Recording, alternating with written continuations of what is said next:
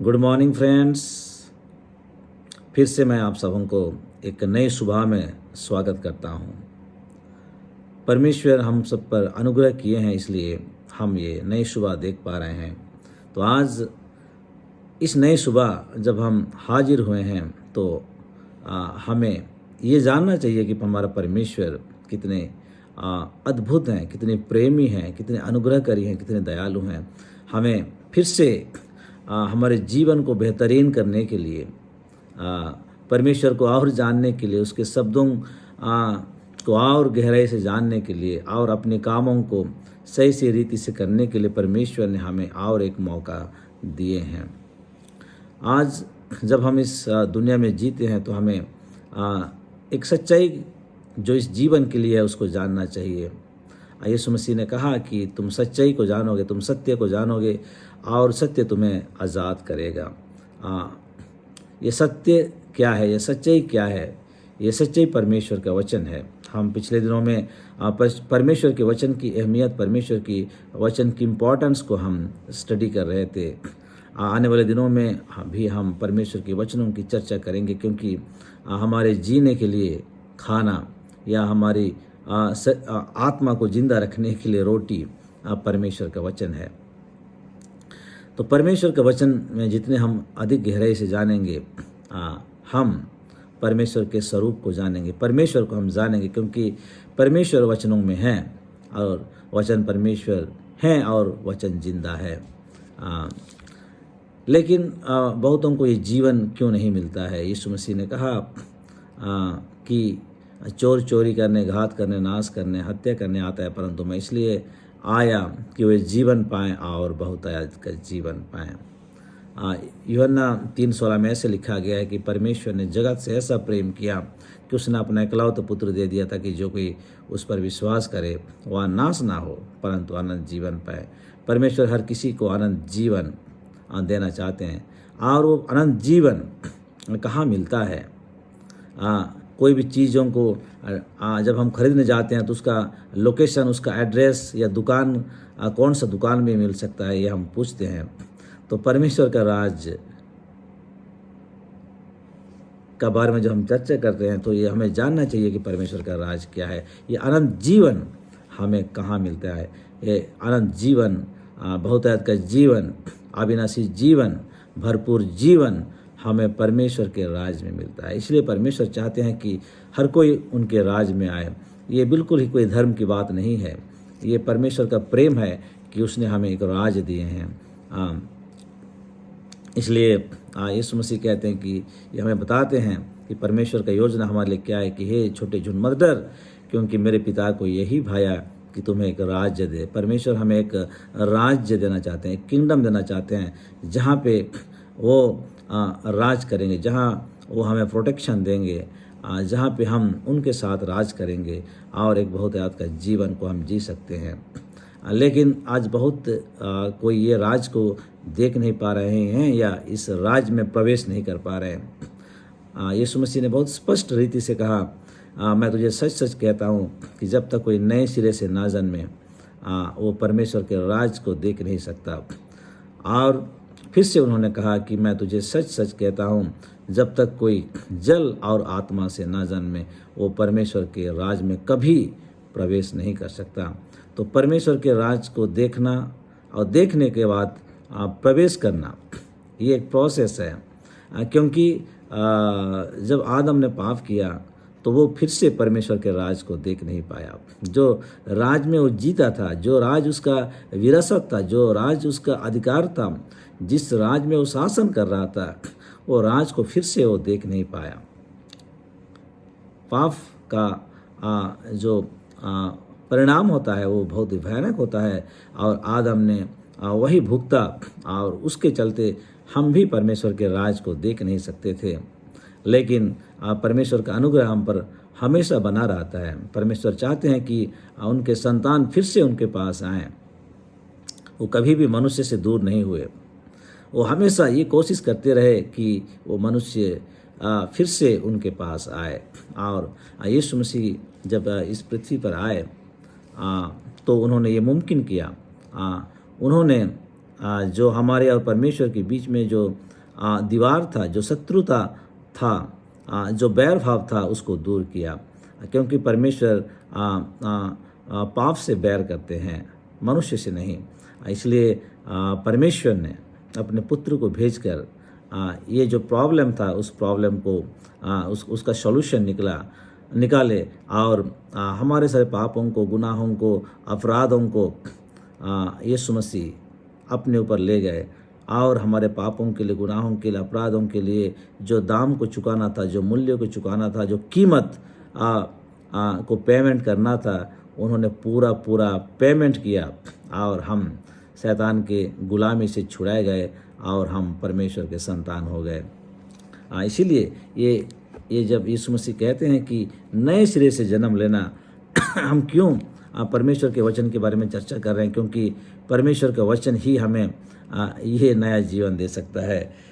पिछले दिनों में हम इस वचन को चर्चा कर रहे हैं बार और इसको बहुत गहराई से जानना है कि हम कैसे नए सिरे से पैदा हो सकते हैं।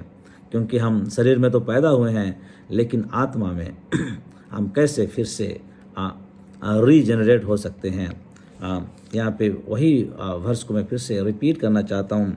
लिखा है कि क्योंकि तुमने नासमान नहीं पर अविनाशी बीज से परमेश्वर के जीवते और सदा ठहरने वाले वचन के द्वारा नया जन्म पाया है। ये मुमकिन है, हम लोग पा चुके हैं। किसके द्वारा? नासमान नहीं, संसार की बातें, संसार का ज्ञान, संसार का वचन हो सकता है ये नासमान है, आज है कल नहीं है, आज रेलिवेंट है कल इरेलीवेंट हो जाएगा। लेकिन परमेश्वर का वचन कभी इरेलीवेंट नहीं होता, वो हमेशा रेलिवेंट, हमेशा जिंदा, हमेशा जीवित, हमेशा प्रबल रहता है। तो हमने कोई नासमान बीज से नहीं परंतु अविनाशी बीज से, अर्थात परमेश्वर के जीविते और सदा ठहरने वाले वचन के द्वारा हम नया जन्म पाए हैं। तो यह नया जन्म एक प्रोसेस है।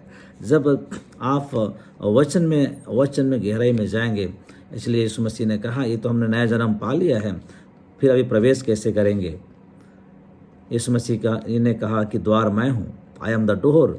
अगर कोई किसी घर में प्रवेश करता है तो वो द्वार में से होकर प्रवेश करता है। कोई खिड़की को लांग कर या कोई दीवार को तोड़कर प्रवेश नहीं करता। जो ऐसा करता है वो चोर और डाकू है। यीशु मसीह कहते हैं कि मेरे पहले जो कोई भी आए वो चोर और डाकू थे, लेकिन यीशु मसीह कहते हैं कि द्वार मैं हूँ, आई एम द डोर।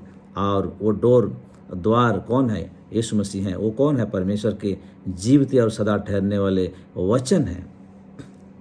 यीशु मसीह वचन है।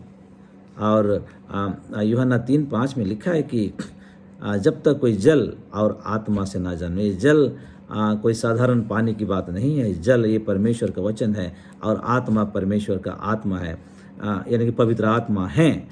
हम परमेश्वर के वचन और पवित्र आत्मा के द्वारा, ये बहुत ही ब्यूटीफुल बात है। इसको बहुत अगर हम और भी बारीकी से हम समझने की कोशिश करेंगे तो इसमें बहुत ही आनंद आएगा कि कैसे हम परमेश्वर के वचन और परमेश्वर की आत्मा यानी कि पवित्र आत्मा के द्वारा हम जन्म ले सकते हैं। और ये मुमकिन है, यीशु मसीह ने इसको मुमकिन किया।